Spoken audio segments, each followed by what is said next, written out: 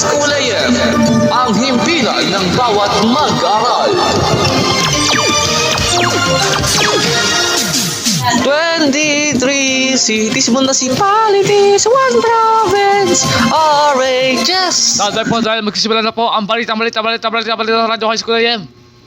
Mula sa himpilan ng Radyo High School AM, narito na ang mga pinakamainit na balita sa Balitang Balita sa Radyo High School.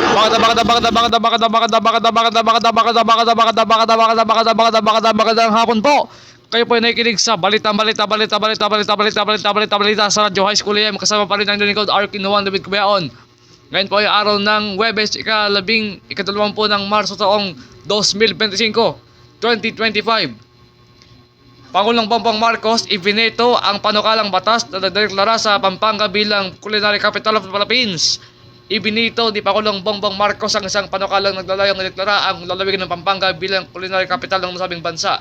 Gayunpaman, habang kinikilala niya ang marangal na intensyon ng mga mayakda, hindi maaaring baliwalain ang mga alalahanin tungkol sa kakulangan na makasisayang parte ng deklarasyon ang kawalan ng masusuing pag-aaral na nagpapakita ng mga pangunahing paghiwatig ng pagganap para sa naturang pagtatalaga. Nababahala siya na ang panukala ay magdudulot ng mga negatibong implikasyon sa kultura, pagkiling sa relihiyon at pagkawala ng pagkakaiba-iba. Dagdag pa, binigyang diin ni Marcos na kailangan maglakbay sa mga isla Pilipinas upang matukoy ang mga panlasa at mga nagpapahayag ng ating kultura. Sa hiwalay na briefing, sinabi ni Palace Press Officer Undersecretary Attorney Claire Castro na ang panukala ay magiging diskriminasyon kung may papasa ang batas.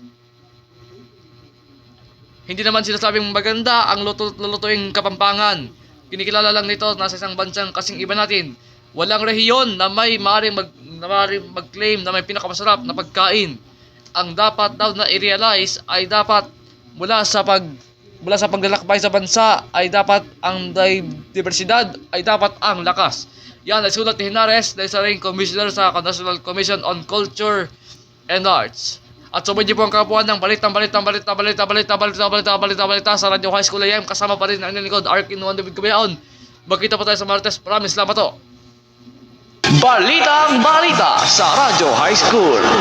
Ang oras po ay 3 minuto bago mag alas 5 ng hapon. Susunod na po ang Radyo Dalang Ligaya at Dusa.